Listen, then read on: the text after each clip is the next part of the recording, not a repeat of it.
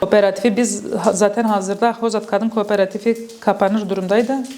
Aktif hale biz getirdik. Yani onlardan devraldık. Ne biz zaman? 6-7 kadın 3 yıl önce. Şu anda tam faaliyete yani 3 yıldır almışız ama yani belli bir üretimimiz yoktu. Reçellerden, marmelatlardan başladık işe.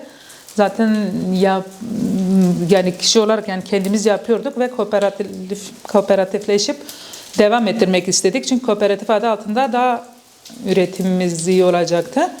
Kadın olarak birleştik. 7 kadın kooperatif üyemiz var şu anda. Aynı zamanda turşu ve sirke, aynı zamanda işte reyhan, farklı işler yapmaya çalışıyoruz. Herhangi bir şeyi yoktu yani borçlu bir durumdayken devraldık. Yeni kooperatif yani kurmak daha zor, maliyetli olduğu için 3 yıldır devam ettiriyoruz ve devam ettirmeye çalışacağız. Yani çoğalarak daha doğrusu kadınları üretimimize dahil etmek istiyoruz. Ya bizim şu anda burada kooperatif yani her işimizde, her şeyimizde kadın olduğumuz için daha öncelikli sıradayız. Bir şeyler sundukları zaman mesela bir ihale, bir şey ihale almak istiyoruz. Mesela işte kazanlarımız var ama kendimiz kaynatıyor. Daha büyütmek istiyoruz işletmemizi. Gelir olarak yani kadınlar için de imkanlar fazla. Şu yıl mesela bu yıl normalde 5 tonu falan da buluyor. Bu yıl biraz daha az oldu üretimimiz. Yani meyveler tutmadığı için normalde gidip kadınlarımız gidip toplayıp bize dışarıda yetişen meyveler, dağdan yetişen meyvelerimizi toplayıp dışarıdan köylü kadınlarımız toplayıp onlar da getirip bize satıyor. Biz de onlardan satın alıyoruz. Mesela onlara da bütçesine gelir katkıda bulunmuş oluyoruz. Yani normalde 7 kişi dışarıdan katılanlar oluyor.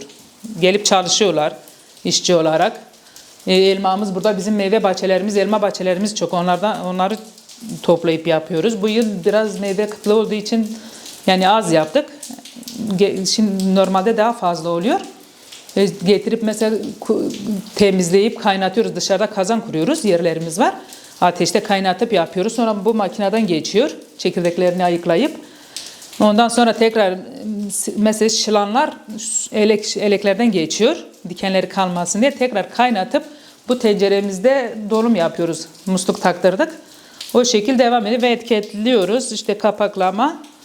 Kendimiz işte satışımızı bir zorlama oldu. Yani kendi emeğimizle, çabamızla yapmaya çalıştık. Çünkü bütçe de uygun olmadığı için bayağı bir şeyde kaldık. Şu anda yani büyütmek istiyoruz.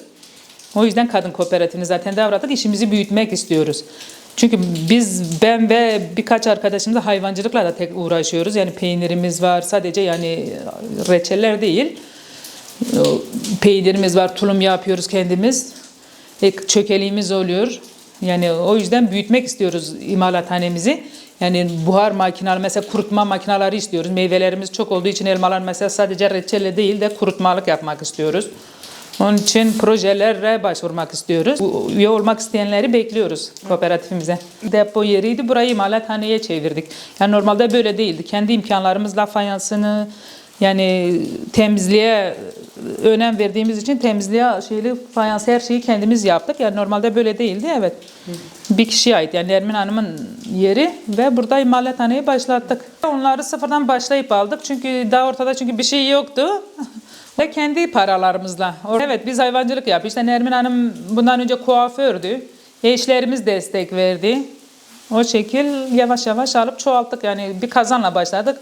Yani normalde mesela yalnızca Nermin Hanım başladı. Sonra ortak olmak isteyen diye yani fikir ondan çıkıp yaptıktan sonra ortak olduk.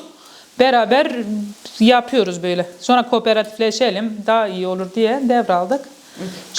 Gayet güzel geçiyor. Yani çünkü anlaşıyoruz. Kimse kimseye bakmıyor. Yani bunu sen yapacaksın, bunu ben yapayım. Yok ben fazla çalıştım. Yok sen nasıl öyle şey yok aramızda.